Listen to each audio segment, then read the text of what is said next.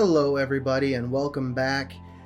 First, I want to thank everyone who's been following and subscribing. I really appreciate it.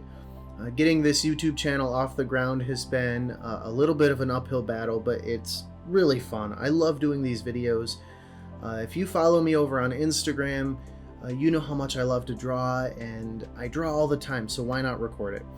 But I want to start doing more voiceovers and more tutorials to answer some of your questions.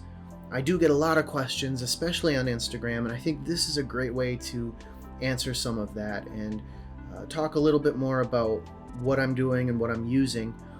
And this video today is perfect because we're working with Arteza. The people at Arteza were kind enough to propose a collaboration, which is really exciting for me because I've been a fan of Arteza for a while. These sketch cards that I do are almost entirely done with Arteza Everblend markers.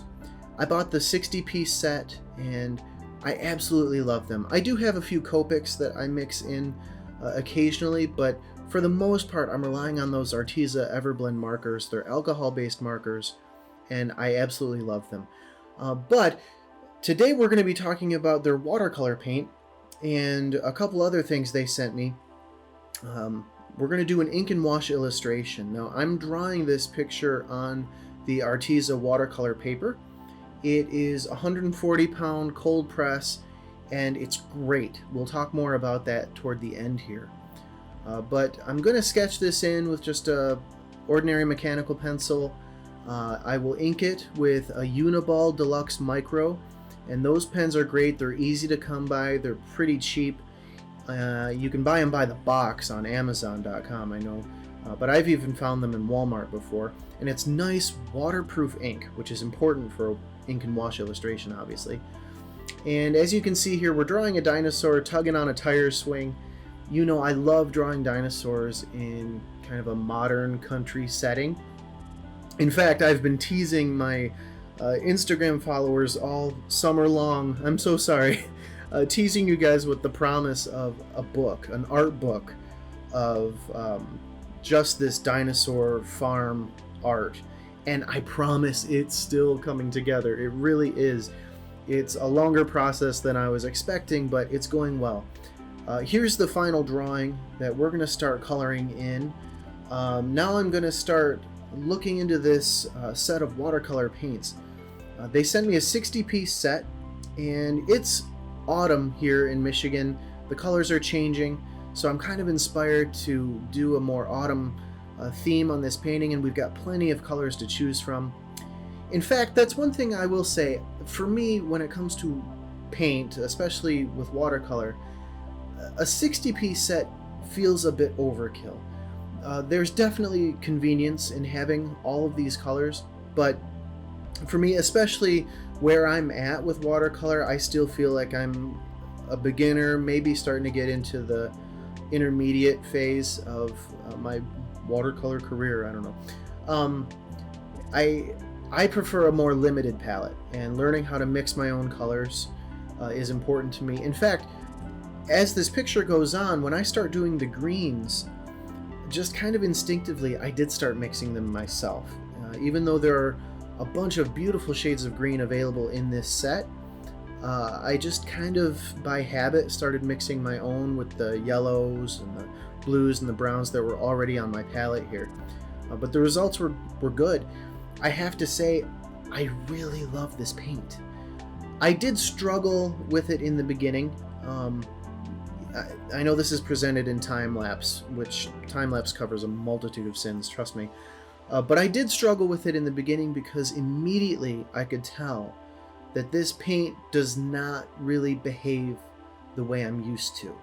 I almost completely stick to Winsor Newton watercolor paints, and going from that to the Arteza paint here, I noticed some big differences, but honestly, I think it's really impressive. It's really good stuff. And the differences were just that. They're differences. It's not necessarily better or worse. It's just different. One thing that stood out to me was just how opaque some of these colors are. And there's a nice little guide on the top of the box that Shows you the rating of each color as far as light fastness goes, transparency, and the pigments used. And some of them are really opaque. In fact, they operate a lot more like gouache to me than watercolor, which again is not a bad thing. I thought it was really cool. In this case, it did mean that in the end I had to go back in and do a lot of touch-ups and redrawing to bring the sketch back after I'd covered it up with the more opaque colors. But that's fine. I tend to do that anyway in an ink and wash. I like to go back in the end with that pen to retouch some things just to make sure those blacks really stand out. So now I want to talk a little bit about the paper. The paper is incredible. I worked and reworked a few areas. In fact, some of it was starting to get overworked, and the paper just took it like a pro. It never started to deteriorate or come up. The paint lifted really nicely when I needed it to, and the warping was so minimal. I was shocked, honestly, and I'm going to order more of this paper for sure. I've always sworn by Arches. For me, the Arches hot press paper is just right, and I'm going to probably keep using that. But I will gladly keep a few pads of this Arteza watercolor paper on hand. Now I'm also using their water brushes that they sent me. These are the little brushes that have a plastic reservoir that you can fill with water, and I like them. They're really handy. I've never had a really expensive water brush, so I don't know how they compare to other brands, but I thought these were just fine. They worked great. I really liked having the square ones in particular.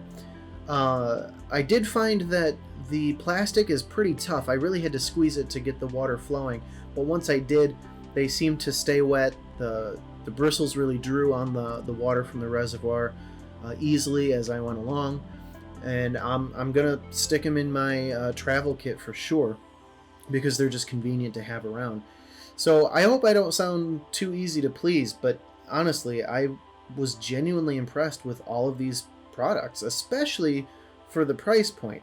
Now, Arteza is being really nice and letting me try these basically for free, but I would spend money to replace these as I use them because I like it that much, and that's honest. Now, when you buy Arteza products, you know, you've probably been shopping around at that point and noticed that their prices are really competitive. That's one of the most appealing things about their supplies, and you should know going in that you're gonna have some trade-off. There will be pros and cons, and knowing that going in, especially if you're a beginner and at some point you want to upgrade to more expensive materials, I probably already said this, but you know, you're gonna have to relearn a few things, but I still think it's worth it. I think they're definitely worth trying. And another thing I wanted to say is the company itself, at least in my experience, they're just genuinely cool. Like, they're really nice. The first time I ordered from them, I bought those markers. I had trouble with a coupon code. I contacted their customer support and almost immediately got a response. They gave me a different code that worked perfectly. So nice. And then with this project here, working with them has just been so nice. Shout out to Karina, who is kind of walking me through this. She's been a really nice person to talk to, and she looked through my artwork and decided that I might like to try these paints, and she was right. I had a great time with it, so thank you. And here's our final piece. I was learning on the job with some new tools. So there are a few things that I might have done differently that maybe I'd like to improve if I try this again, but in the end, I'm happy with it. I hope you like it. Thank you so much for watching. Please subscribe, leave a like or a comment. It means the world to me, and I will see you next week.